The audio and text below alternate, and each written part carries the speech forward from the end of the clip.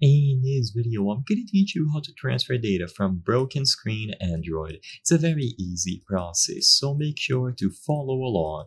In this video, I'm going to showcase two methods that you have to salvage the data of an Android that has a broken screen. So if you can still use and power on the device, but the screen is broken, there are some methods that you can use to salvage your data. So the main one is going to be by directly connecting it to a PC or laptop using a cable. However, there is going to be one limiting factor for this method. So for this method, you will use a USB cable. You plug one end into the Android device and then the other one goes into the PC or laptop. Once you have a PC or laptop hooked up to the Android device, what you can do now is access all of the data. However, before you are able to do this, there is going to be a pop-up or a prompt on the smartphone's screen asking you if you want to allow the connection.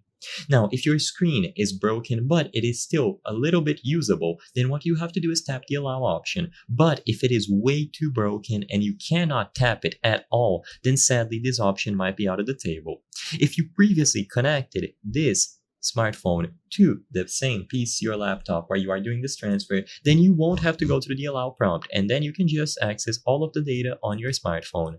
However, if you've never connected it before, then you must allow the permissions for the data to be accessed. And if the screen is fully unusable and you cannot allow it, then sadly, this method is not going to work.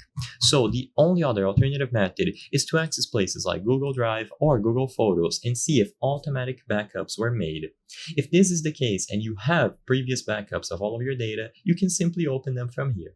All of them will be available for you to access and you can download them into a new smartphone or onto a PC and laptop to recover and salvage all of the data. Besides this, there isn't much that you can do. I hope I was able to help you on how to transfer data from broken screen Android. If this video helped you, please be sure to leave a like and subscribe for more very easy tips. Thank you for watching.